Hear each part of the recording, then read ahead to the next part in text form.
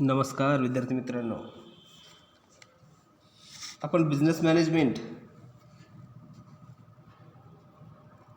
हा विषय सुरू केलेला आहे. तर या सेमिस्टरमध्ये आपण पहिला चॅप्टर पाहतोय, मॅनेजमेंट थिंकर अँड थेरीज. आणि यामध्ये आपण काल हेनरी फ्युएल यांची 14 तत्वे पाहिली आहेत. तर आज आपण F.W. टेलर यांची सायंटिफिक मॅनेजमेंट थेरी पाहणार आहोत. F.W. टेलर बघा, यांचं F पूर्ण नाव आहे फ्रेडरिक.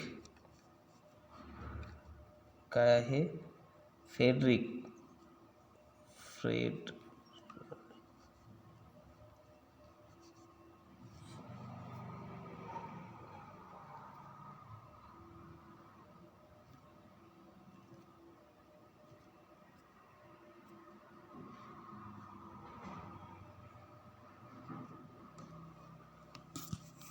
तर यांचं नाव लक्षात ठेवा, फ्रेडरिक. FREDRIC,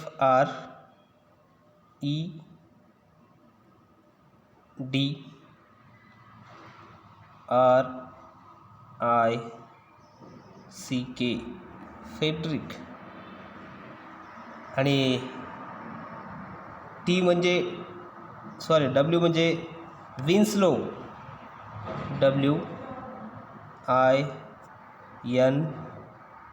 WINSLO आणि W.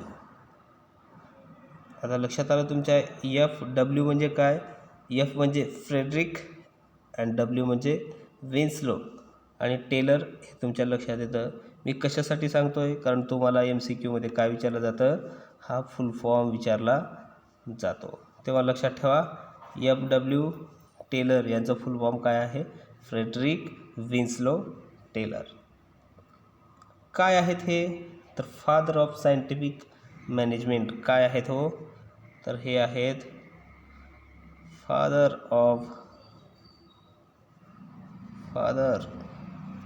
Of scientific management. तर आता गोंधळ निर्माण करून घ्यायचा नाही. काल आपण कुणाचं पाहिलेलं होतं?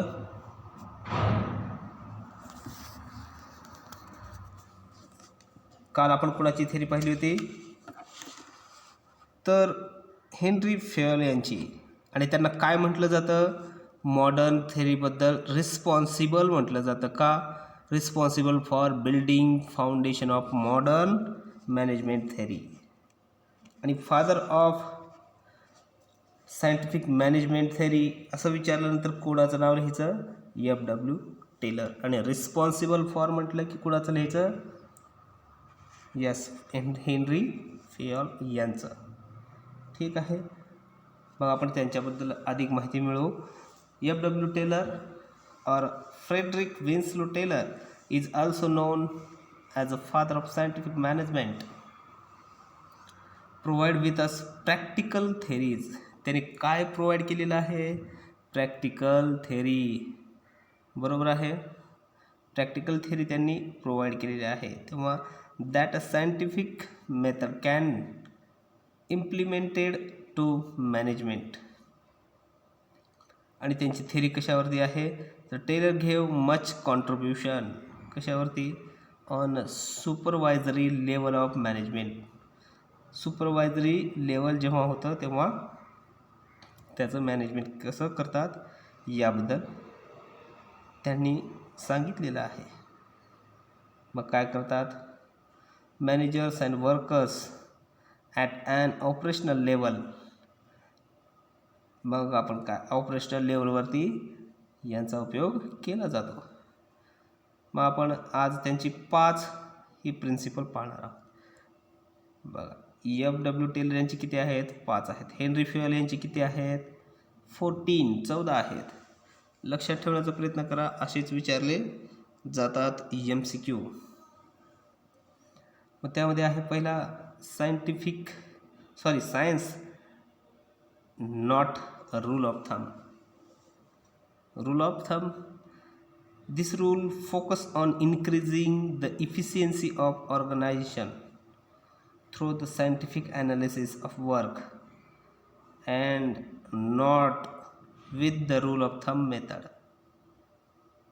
हा नियम काय सांगतोय तर ऑर्गनायझेशन इफिशियन्सी वाढवली जाते मात्र रूल ऑफ थंबच्या द्वारे नाही. तर कशामध्ये तर टेलर बिलीव्ह दॅट कशामध्ये इवन अ स्मॉल ॲक्टिव्हिटी छोटीसुद्धा ॲक्टिव्हिटी असू द्या लाईक लोडिंग पेपर फक्त पेपरसुद्धा लोडिंग करायचं असू द्या तेवढंसुद्धा काय करतो तो sheet in the box cars can planned scientifically. तुम्हाला सायंटिफिकली त्याचं प्लॅनिंगच करावं लागतं. केवळ करायचं म्हणून नाही थंब करायचं आहे किंवा करायचं आहे म्हणून नाही हजेरी लावायची आहे म्हणून नाही तर तुम्हाला काय करावं लागतं प्रॉपर प्लॅनच करावा लागतो.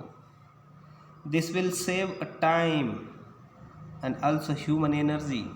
यस पूर्व प्लॅन असेल तर काय होतं टाईमसुद्धा सेव्ह होतो आणि एनर्जीसुद्धा टिकून राहते.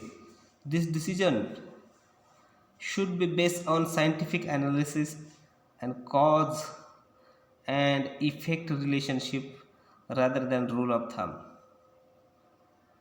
where the decision is taken according to the manager personal judgement.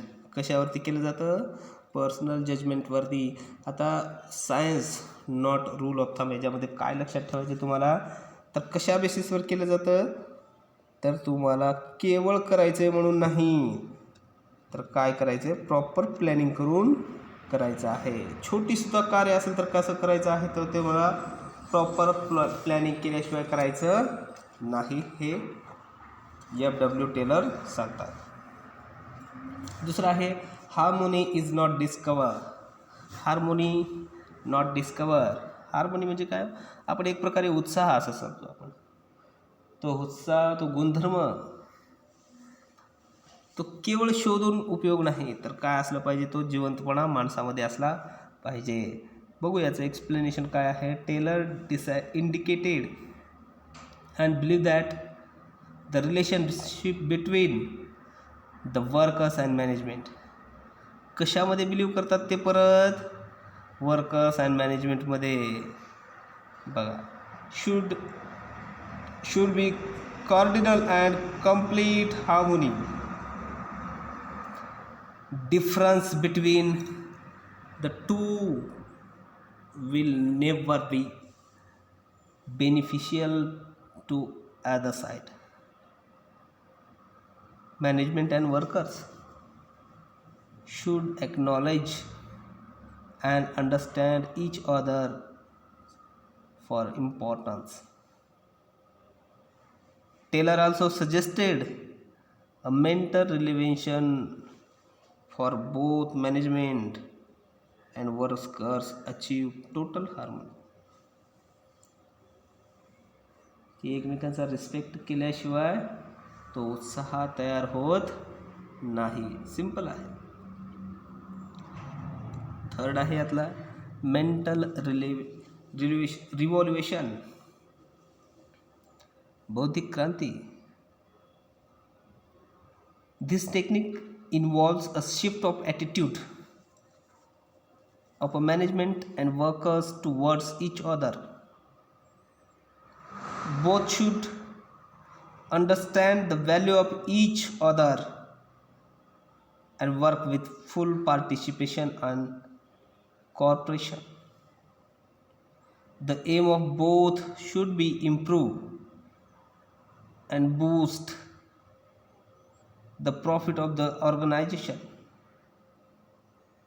Mental revolution demand a complete change in the outlook of the both workers and management. Both should have a sense together. केवळ वर्कर्सना वाटू नये की मी फक्त कामगार आहे माझं या AMC ऑर्गनायझेशनचं जे एम आहे त्याच्याशी माझं काही घेणं देणं नाही. किंवा मॅनेजमेंट लोकांना वाटू नये की आपण उच्च पदावरती आहोत आणि या वर्कर्सना केवळ कामापुरता यूज करून घ्यायचा आहे असं वाटू नये. काय होतं, जेव्हा एखादी गोष्ट साध्य करायची असते तेव्हा दोन्हींना समान संधी द्यावी लागते आणि त्यावेळी ते रिलेशन चांगल्या प्रकारे बाउंड होणं अत्यंत गरजेचं आहे. तेव्हाच मेंटल रिव्हॉल्युएशन होऊ शकतं.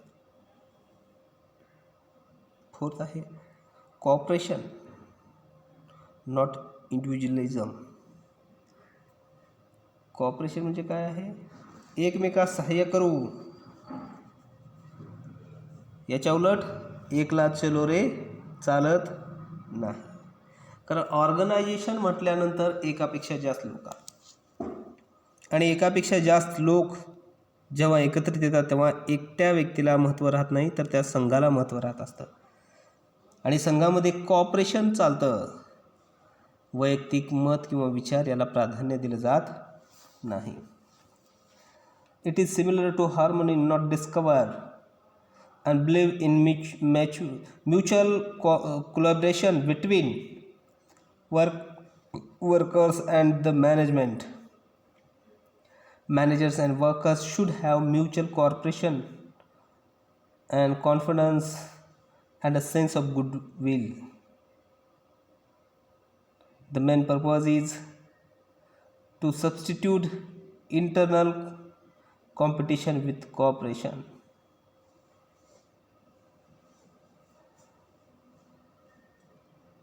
जेव्हा एकमेकांना सहकार्याची भावना असते तेव्हा दोन्हीमध्ये म्हणजेच मॅनेजर्स आणि वर्कर्समध्ये काय होतं, म्युच्युअल कॉपरेशन निर्माण होऊ शकतं. तेव्हाच त्यांचा कॉन्फिडन्स चांगल्या प्रकारे जागृत होऊन तो सेन्स ऑफ गुडविल तयार करण्याची जी सेन्स आहे ती इन्क्रीज होऊन काय होतं की आपण ठरवलेली ध्येय धोरणे पूर्ण होण्यास मदत होते. आणि यातला शेवटचा घटक आहे आता development of every person to his greatest इफिशियंटी.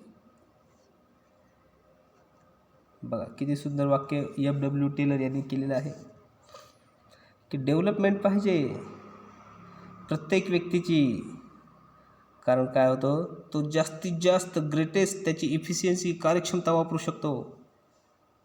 कारण प्रत्येकाला सुधारण्याचा किंवा त्याच्या कौशल्यामध्ये वाढ करण्याचा काय दिलं पाहिजे, संधी दिली पाहिजे. आणि जेव्हा चांगल्या प्रकारे संधी देतो आपण, त्याची बढती वगैरे करतो, त्याच्या कामाची स्तुती करतो, तेव्हा काय होतं, तो व्यक्ती आपोआप चांगल्या पद्धतीनं कार्य करू लागतो.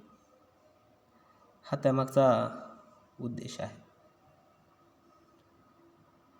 या पद्धतीनं आपण काल हेनरी फयल यांची 14 तत्त्वे पाहिलेत आणि F.W. टेलर यांची आज मॉडर्न सायंटिफिक मॅनेजमेंट याची 5 पॉईंट पाहिलेले आहेत. भेटूया आपण उद्या नवीन मॅनेजमेंट थिंकरसोबत. चांगल्या पद्धतीने अभ्यास करा. धन्यवाद.